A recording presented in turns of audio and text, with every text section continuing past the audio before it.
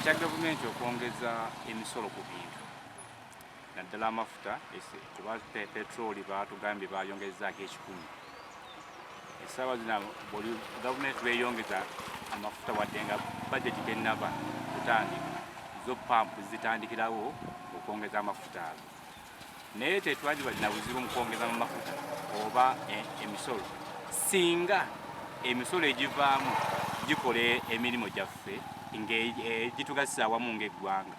Naye kizibu kugyongeza ate bo abatono ne baganyonyolwa nga ffe bannansi tetugaganyuddwa. Kuba kati ebiseera ebisinga kati enguudo zaffe zonna nfu, naye emisolo yo gavumenti esigala ekola ki? Etwala. Naye n'ekizibu n'amabanja gennyini g'erina gasinga ssente zeekuŋŋaanya. Kati simanya ekyo oba kinaatwala ggwanga lyaffe mu maaso oba nedda. Amanya gange nze Richard Akiza. Omuntu ffe ng'abantu awa wansi tunyigirizibwa nnyo kubanga ebintu bye tutunda okisuubula ate usanga tofunamu.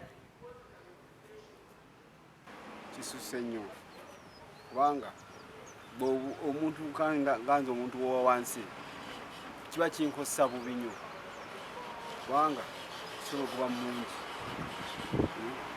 owerera naye okusinziira nga bwe kunyiikiriza mba sisobola kukola ki okukola kubalabirira. At least ekendeezeeko kubanga omuntu wa wansi abanyigirizibwa nnyo. Kuba omuntu alina abaana 10 ojja kusanga ng'omuntu atakyabasomesa, ate osanga nga bagamba nti abaana tulina okubasomesa, abaana tubateeka mu ssomero ate nga tolina kyolina kukola, nga tolina wojja ssente. Omusolo ogusuuse mungi okusinziira nga mineral water kuteekako omusolo, buli sabbuuni kuteekako omusolo, na buli kimu kyonna kuteekako omusolo. Kati omuntu wa wansi n'omunyu n'oteekako omusolo, omuntu wa wansi abanyigirizibwa nnyo. Nga nze okusinziira nga bwendi bwe twasindika tebalina kye batukuyambako, tebatwogerera. At least baaliyogedde kweno nsonga y'omusolo. Paliamenti kyokka tebakola ki? Teboogera ku kintu ky'omusolo, basaleko batukendeerezeko. James ate ekizibu kyo ndaba abantu bo wansi tugenda kubonabona, ate nka bano baboda bagenda kudutomera, naye omuntu agenda gufa tebalabirira, agenda gufa tebalaba oba omuntu yakoze ensobi. Ate nkaffe ekyo saba gavumenti mudusalireko kutandikira kuli buli kintu kyonna mudusalireko omusolo. Wansi kabageti bagenda babisalako, naye abo basindika si tunabakyo badukoledde tebatwogerera. Ate ebyo kaffe tuli bantu bo wansi tugenda tubonaabona. That budget is not good. If you see like Uganda here, you take like you see like Uganda here, if you're a farmer like me, if you do something,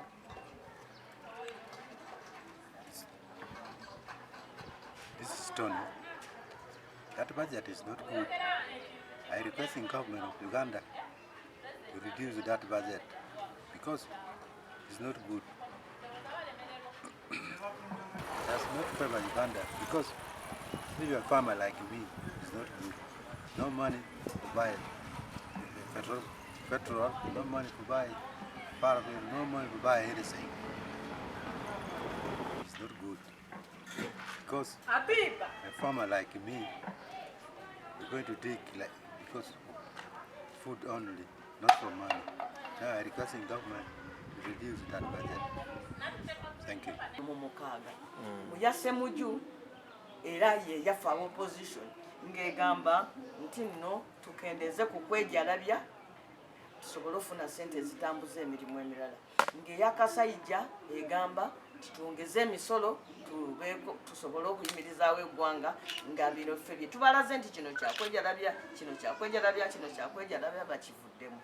Bwe twali mu paalamenti abantu bangi ne bagula endowooza y'opposition eyajjira mu budget gye tuyita eya ssemuju eya ssenyonyi ey'opposition eya NUP nga alternative government.